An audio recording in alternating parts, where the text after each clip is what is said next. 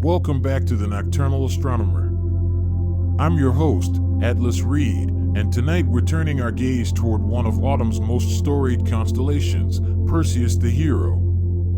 This stellar pattern has captivated humans for thousands of years, not just for the ancient tale it represents, but for the genuine astronomical treasures it holds. We'll explore a star that seems to blink like a cosmic lighthouse, a nebula where stars are being born even now, and one of the most reliable meteor showers that lights up our November skies.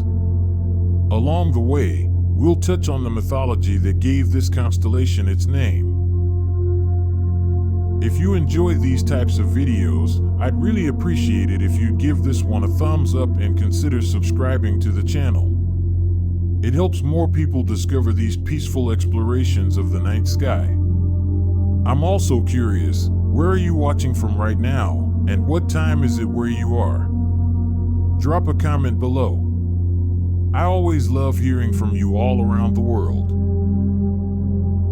Let's dive in.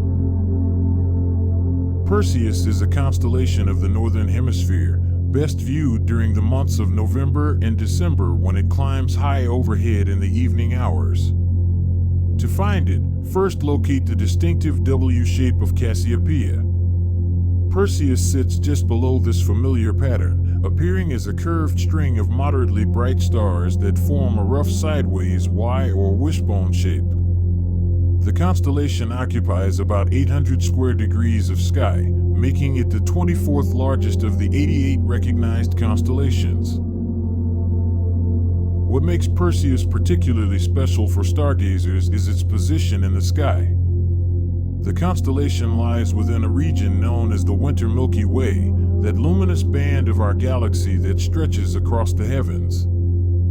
This means when you're looking at Perseus, you're gazing through a denser concentration of stars than you'd see in other directions. Think of it like looking through a forest. In some directions, you see just a few trees. In others, you're looking down a path where trees stretch back in layers, one behind another, creating depth and richness. That's what's happening when we observe Perseus. The constellation's position also places it far from the plane of our solar system's dust and debris, giving us a remarkably clear view of deep space phenomena. When ancient astronomers looked up at these stars, they saw a hero holding the head of a monster. When we look up today with modern instruments, we see something just as dramatic: stellar nurseries, exploding stars, and celestial clockwork of breathtaking precision. The brightest star in Perseus is Merfolk, also known as Alpha Persei, shining at magnitude 1.8. This yellowish-white supergiant sits approximately 590 light-years away from Earth. To put that distance in perspective, when the light now reaching your eyes left Merfolk, European explorers were just beginning to map the Americas, and the Ottoman Empire was at its height. Merfolk itself is enormous, with a diameter roughly 68 times that of our Sun. If you placed it where our Sun sits, it would extend nearly to the orbit of Mercury. But Merfolk is just the beginning. Perseus contains over 300 stars visible to amateur equipment and countless more revealed by professional telescopes. Each one tells its own story of stellar evolution, from youth to old age, from stability to violent transformation. As we journey through this constellation over the next hour or so, we'll encounter some of the most fascinating phenomena in the night sky, all contained within this ancient hero's celestial domain.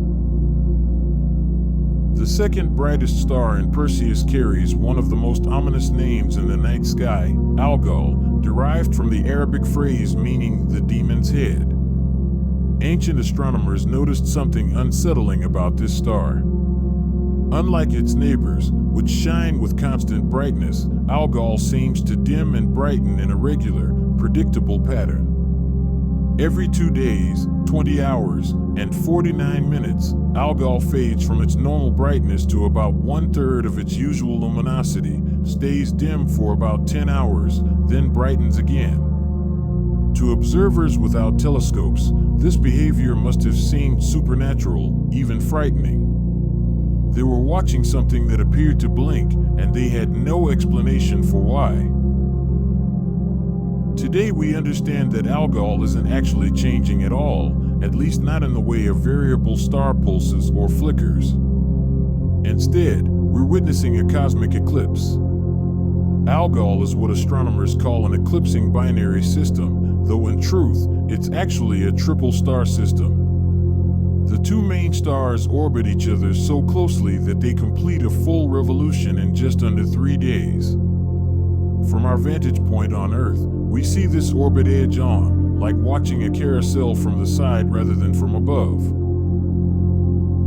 The primary star in the Algol system is a blue-white main sequence star about 3 times the mass of our Sun and nearly 100 times brighter. Its companion is a slightly cooler orange star, only slightly less massive but much dimmer. As these two stars orbit their common center of gravity, the dimmer companion periodically passes between us and the brighter primary star, blocking most of its light. Imagine holding a tennis ball at arm's length in front of a streetlight. The light dims when the ball crosses in front of it, even though neither the ball nor the light has actually changed. That's exactly what's happening with Algol, just on a scale almost impossible to comprehend, with stars separated by only about 6 million miles, close enough that they're gradually pulling material off each other. The third member of this system orbits much farther out, taking about 1 year and 10 months to complete each revolution. This distant companion is another main sequence star, though smaller and fainter than the inner pair. Astronomers discovered its presence not by seeing it directly, but by measuring tiny wobbles in the orbit of the inner binary pair, caused by the gravitational tug of this outer star. Algol sits approximately 93 light-years from Earth, making it one of the closer bright stars in Perseus. Despite this relative proximity, the system is moving away from us at about 4 kilometers per second. In cosmic terms, this is a leisurely pace, but it means that thousands of years from now, Algol will have drifted to a slightly different position among the stars of Perseus.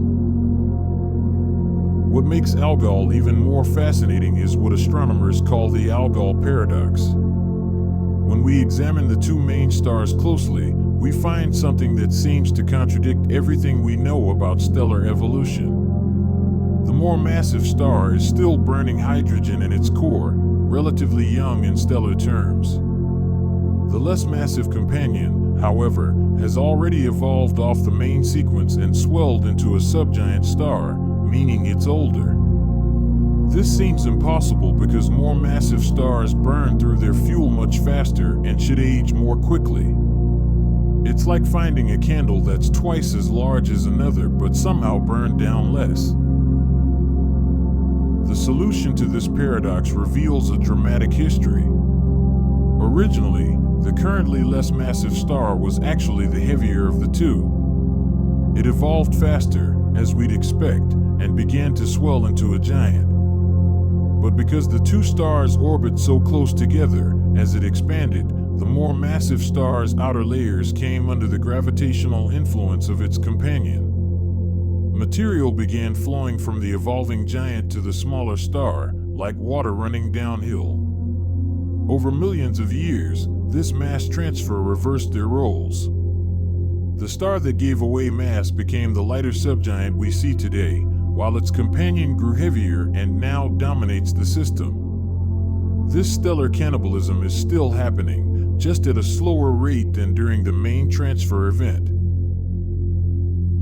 One of the finest deep sky sights visible to the naked eye, and absolutely stunning through binoculars, is the Perseus double cluster, cataloged as NGC 869 and NGC 884.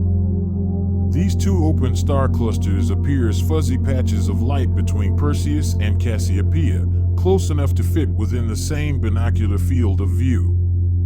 To the unaided eye under dark skies, they look like a soft, elongated glow, almost like a cosmic smudge on the sky. Through binoculars or a small telescope, they resolve into two distinct collections of brilliant blue-white stars, each cluster containing hundreds of members. Both clusters are young, at least in astronomical terms. They formed approximately 13 million years ago, making them mere infants compared to our 4.5 billion-year-old sun. They think of them as stellar nurseries that have just graduated to kindergarten. The stars are hot and massive, burning with the fierce blue-white color that characterizes young, energetic stars. Many of them are spectral type B stars, the same type as the brightest stars in Orion's belt, with surface temperatures exceeding 20,000 degrees, more than 3 times hotter than our sun's surface. The two clusters are likely siblings, born from the same vast cloud of gas and dust that once occupied this region of space.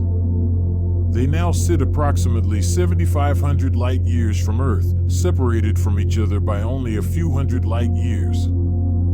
That separation means they're probably not gravitationally bound to each other anymore. Instead, they're like siblings who've grown up and moved to neighboring cities, close but living independent paths through the galaxy. NGC 869, sometimes called H Persei, contains about 200 stars visible through amateur telescopes and likely thousands more too faint or obscured to see easily. The cluster spans about 60 light-years across, though its stars are slowly drifting apart as the cluster ages. NGC 884, or Chi Persei, is slightly less densely packed but covers a similar volume of space. Together, these clusters have a combined mass of roughly 3,700 times that of our Sun, though most of that mass is concentrated in the largest, brightest stars. What you're seeing when you look at the double cluster is stars at a critical phase in their existence. These massive blue stars burn through their nuclear fuel at prodigal rates. While our Sun will shine for about 10 billion years in total, the most massive stars in these clusters will exhaust their hydrogen fuel in just 10 to 20 million years. Some of the original members have already exploded as supernovae, scattering their processed elements into space. In another 10 million years, most of the bright stars we see today will be gone, either having exploded or dimmed into old age. The double cluster sits within what's called the Perseus OB1 association, a loose grouping of young, hot stars that all formed from the same giant molecular cloud complex. Associations like this are typically younger and less gravitationally bound than formal clusters. The stars drift apart over time, eventually becoming indistinguishable from the general stellar population of the galaxy. By studying these associations, astronomers can piece together the history of star formation in our region of the Milky Way. Interestingly, Chinese astronomers mentioned these clusters in their star catalogs dating back over 2,000 years. Greek astronomers, including Hipparchus around 130 BCE, may have been aware of them as well, though their descriptions are ambiguous. The clusters were certainly well known to Persian and Arab astronomers of the medieval period. However, it wasn't until the advent of the telescope that astronomers could resolve them into individual stars and appreciate their true nature as clusters rather than single nebulous stars. For visual observers, the double cluster represents one of those rare cosmic coincidences where distance, brightness, and positioning align perfectly to create a spectacular view. The clusters are distant enough to show many stars within a small area, but close enough that dozens of members are bright enough to see clearly. They're positioned high in the northern sky during autumn and winter evenings, avoiding the obscuring haze near the horizon. And they're young enough that their brightest stars still shine with that characteristic blue brilliance that makes them jewels against the black of space. While not technically within the boundaries of Perseus, the California Nebula, NGC 1499, sits so close to the constellation's eastern border and is so closely associated with Perseus that it's worth our attention. This immense emission nebula gets its name from its resemblance to the outline of California, though you need a wide-field telescope and a keen imagination to see the resemblance. The nebula stretches across more than 2.5 degrees of sky, about 5 times the width of the full moon, making it one of the largest apparent nebulae visible from Earth. The California Nebula is located approximately 1,000 light-years away, and at that distance, its true size is staggering. The nebula spans roughly 100 light-years from end to end, meaning if you could travel at the speed of light, it would take a century to cross from one side to the other. To put this in perspective, the nearest star to our Sun is just over 4 light-years away. You could fit 25 of these star distances within the California Nebula's length.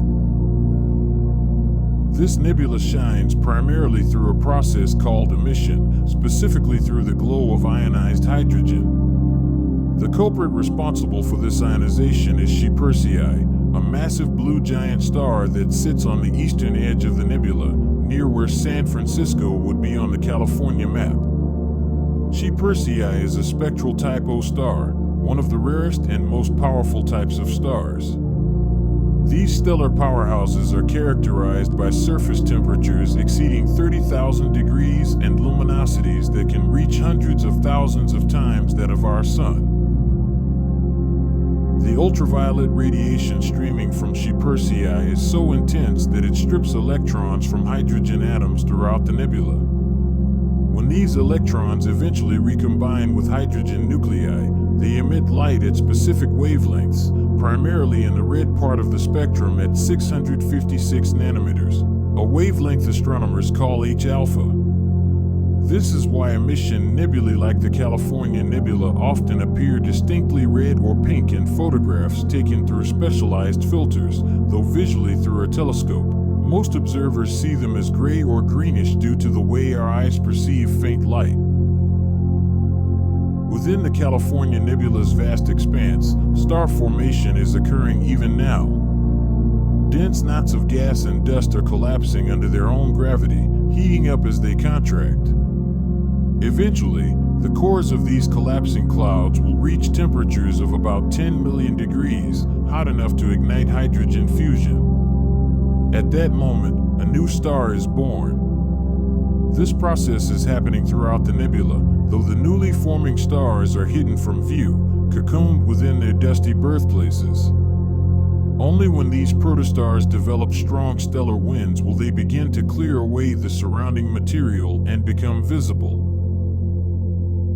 The California Nebula is part of a larger complex of nebulosity in this region of space. The entire Perseus arm of our Milky Way galaxy is rich in these stellar nurseries. The Perseus arm is one of the major spiral arms of our galaxy, a dense concentration of gas, dust, and young stars that spirals outward from the galactic center. Our Sun sits between 2 spiral arms, and a minor spur called the Orion arm, but when we look toward Perseus, we're looking into the next major arm, seeing a region more actively forming stars than our local neighborhood.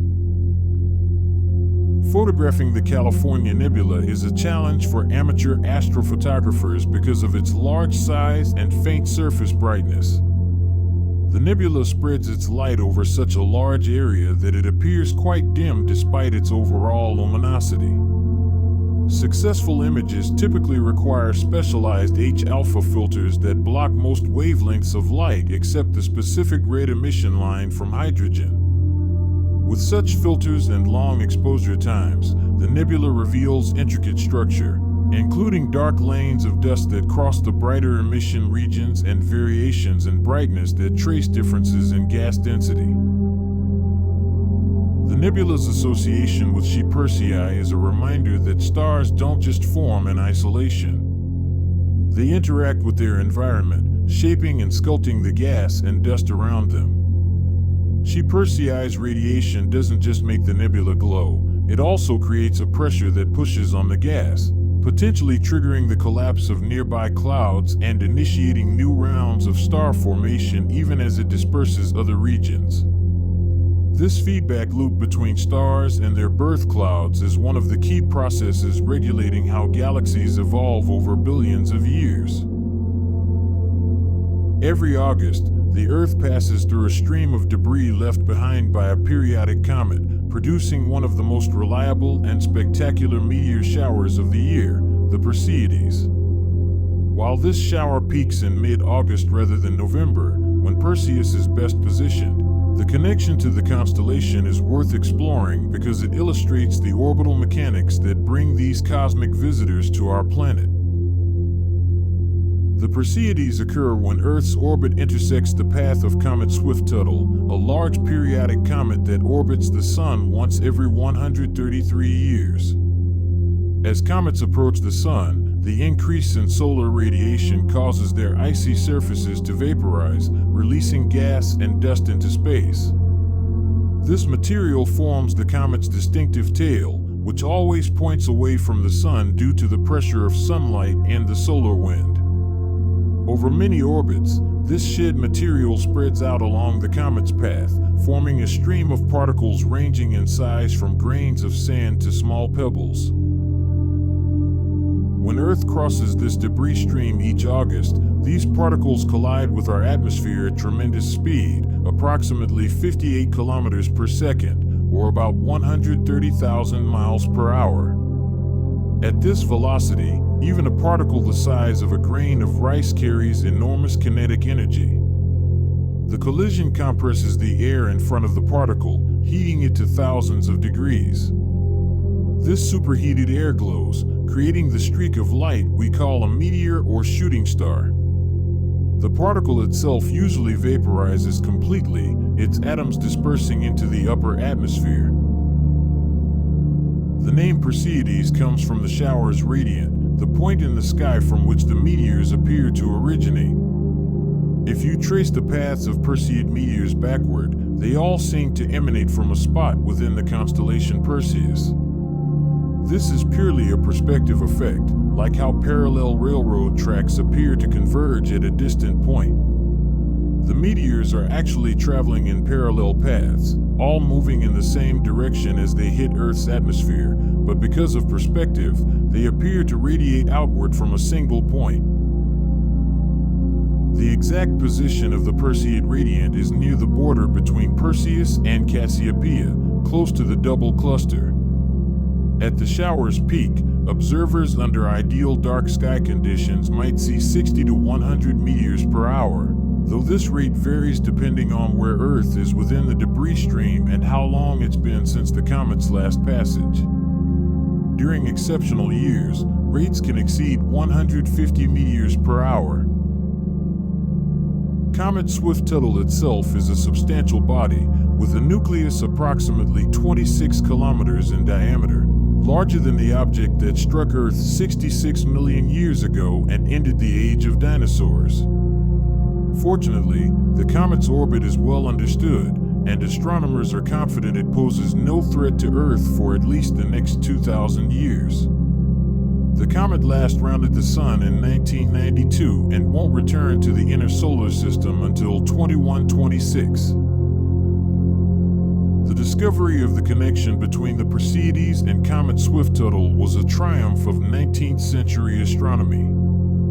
The comet was discovered independently by Louis Swift and Horace Tuttle in 1862. Italian astronomer Giovanni Schiaparelli, better known for his studies of Mars, proposed in 1866 that meteor showers might be caused by Earth passing through cometary debris streams.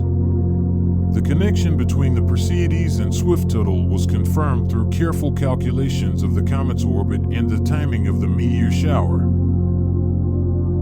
This discovery helped establish a fundamental understanding that the solar system is not empty space, but filled with countless small bodies, from asteroids to comet debris. These particles represent some of the oldest material in the solar system, dating back 4.5 billion years to the era when the planets were first forming. When you see a Perseid meteor, you are witnessing the destruction of a tiny piece of primordial material that has orbited the Sun billions of times, surviving unchanged until its chance encounter with Earth's atmosphere. study of meteor showers continues to yield scientific insights today. By analyzing the light spectra of meteors, researchers can determine the chemical composition of the particles. Radar observations reveal the physical properties of the smallest particles, too faint to produce visible meteors. And ongoing monitoring helps refine our understanding of how debris streams evolve over time, information that could prove crucial if we ever need to predict or mitigate a collision with a more dangerous piece of space debris. While our focus in this exploration has been primarily astronomical, the mythology that gave Perseus its name adds a layer of human story to these distant stars. The constellation represents Perseus, one of the great heroes of Greek mythology, captured at the moment of his greatest triumph, holding aloft the severed head of Medusa, the Gorgon whose gaze could turn any living thing to stone. According to the myth, Perseus was the son of Zeus and Danae, a mortal princess. The king of Argos, Danae's father, had been warned by an oracle that his grandson would one day kill him. To prevent this prophecy, he locked Danae in a bronze chamber. Zeus, however, visited her as a shower of gold, and Perseus was conceived.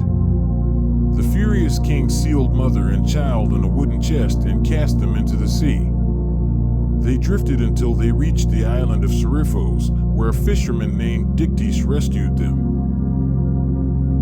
Years later, when Perseus had grown into a young man, Polydectes, the king of Seriphos, desired Danae but saw Perseus as an obstacle.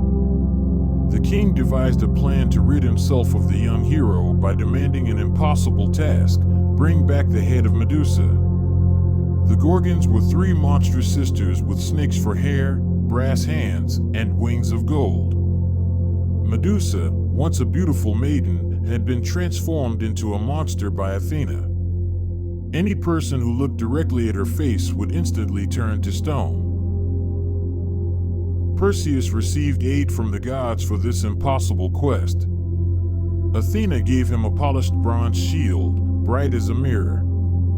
Hermes provided winged sandals for swift flight and a curved sword sharp enough to cut through the Gorgon scales.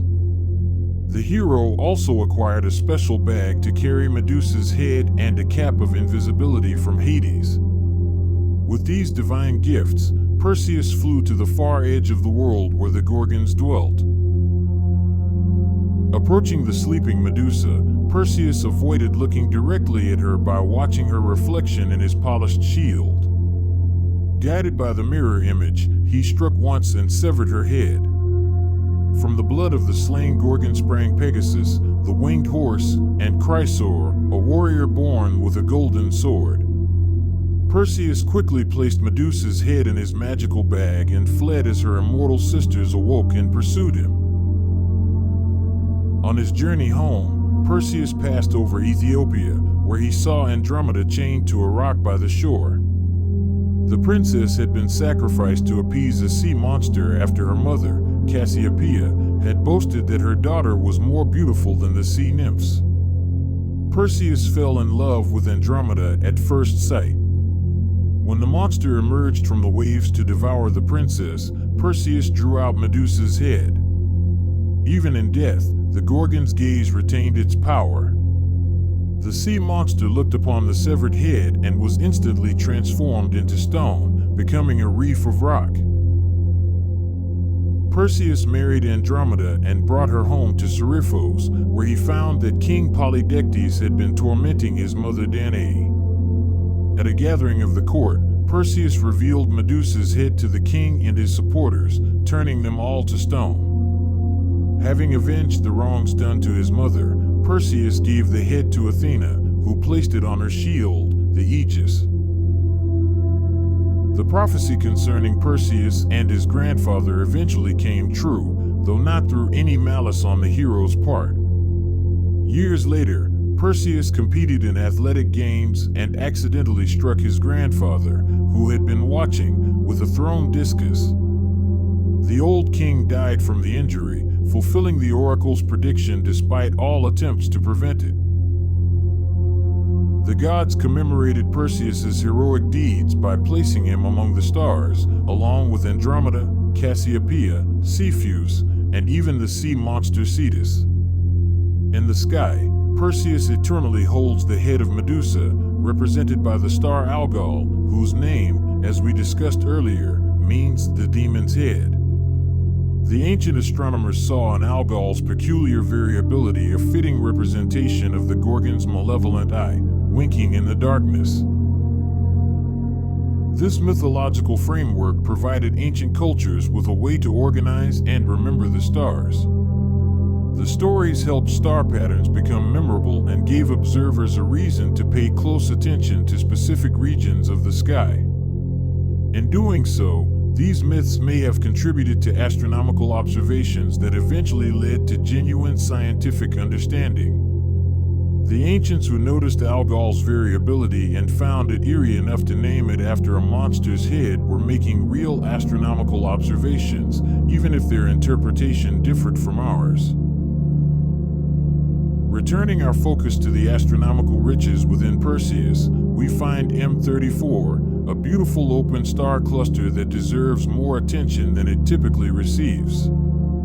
Charles Messier added this cluster to his famous catalogue in 1764 as the 34th entry, though the cluster had been known since ancient times and was probably catalogued by Giovanni Battista Hodierna around 1654.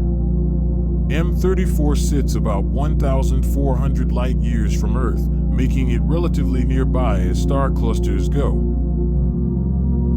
Through binoculars, M34 appears as a hazy patch of light covering an area roughly the size of the full moon. A small telescope resolves it into individual stars, revealing about 100 members bright enough to see with amateur equipment.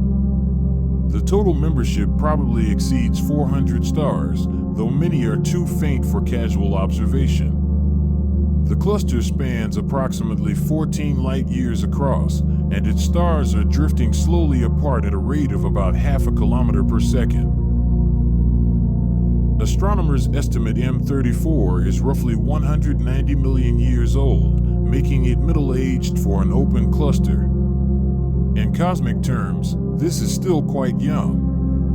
The cluster is old enough that its most massive stars have already evolved off the main sequence and either exploded as supernovae or evolved into white dwarfs, but young enough that many of its original members remain. The brightest stars we see now are probably around 7 times the mass of our Sun, hot blue-white stars still fusing hydrogen in their cores but approaching the end of that phase. One of the fascinating aspects of studying clusters like M34 is what they reveal about stellar evolution. Because all the stars in a cluster formed at essentially the same time from the same cloud of gas, they're all the same age but have different masses. This natural experiment allows astronomers to test theories about how stars of different masses evolve. The most massive stars have already gone through their entire lifetimes and disappeared. Intermediate mass stars are currently swelling into giants. Low mass stars like our Sun will remain on the main sequence for billions more years. The cluster also provides insights into binary star formation. Detailed studies have revealed that a significant fraction of M34 stars are actually binary pairs or even triple systems.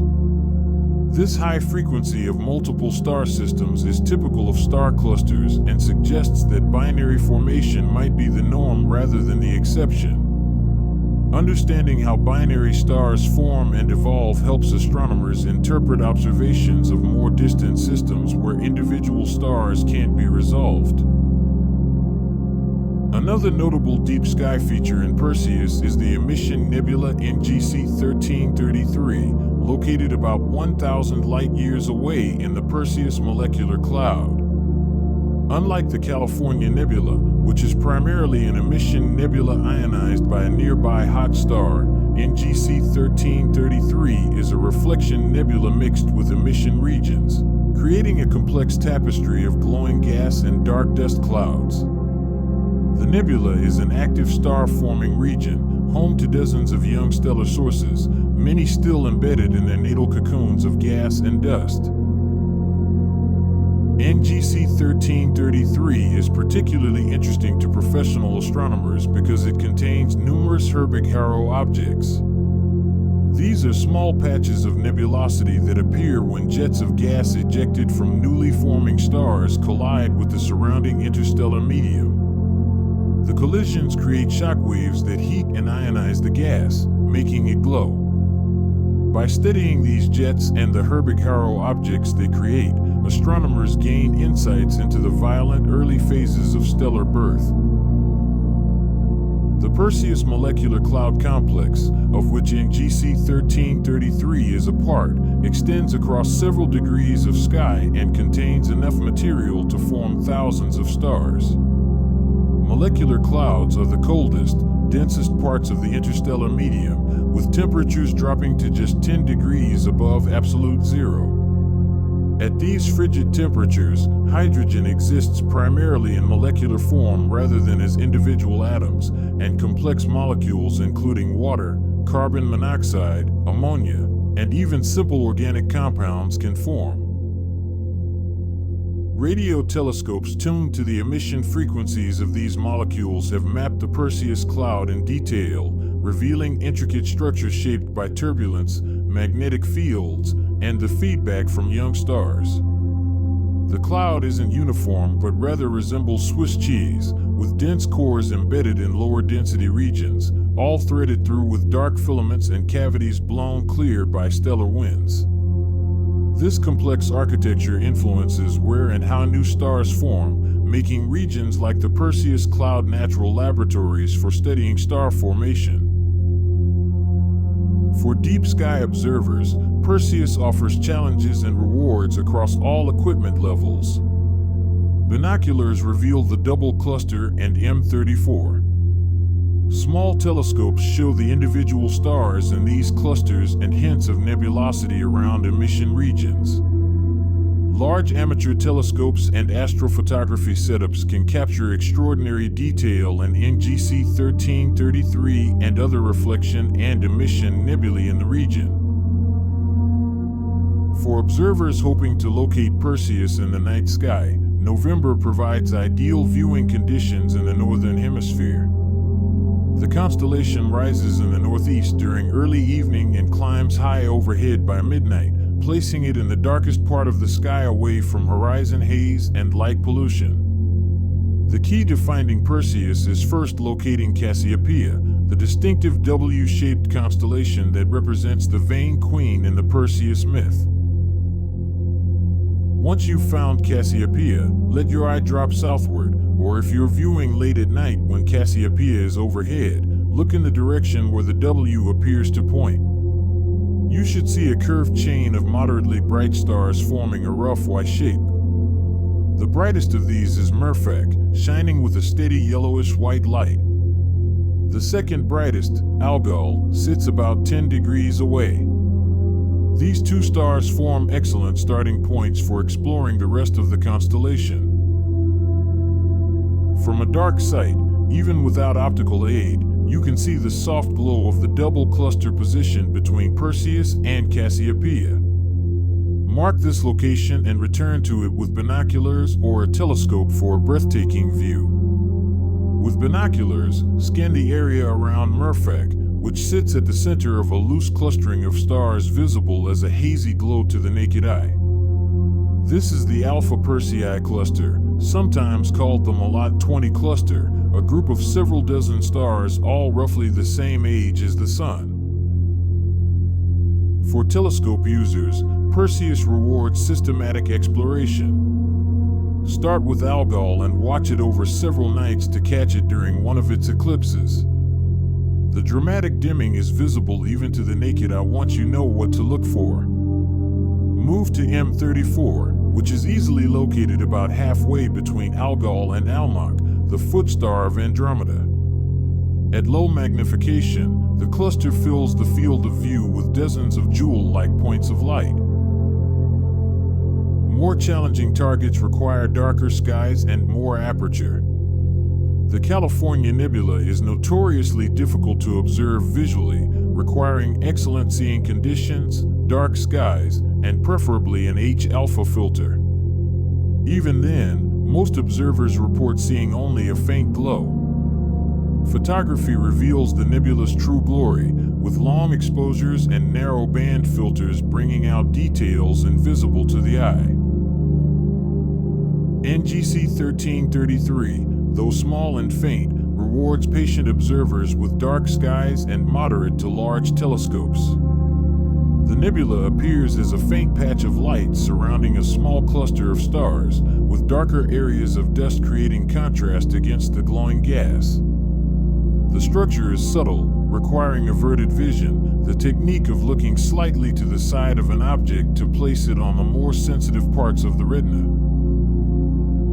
The best time to observe Perseus is during the late autumn and winter months, from October through March, when the constellation is well placed in the evening sky. In October and November, Perseus rises in the northeast after sunset and climbs toward the zenith by midnight. By December and January, it's already high in the east as darkness falls. In February and March, Perseus is visible in the early evening in the western sky, though it sets earlier each night as spring approaches. Photographing Perseus and its treasures has become increasingly accessible to amateur astronomers thanks to modern digital cameras and specialized software. The key challenges are dealing with the constellation's large apparent size, which requires wide-field setups for objects like the Double Cluster and California Nebula, and the faintness of many targets, which demands long cumulative exposure times and dark skies. But the rewards are substantial, with Perseus offering some of the most photogenic targets in the northern sky.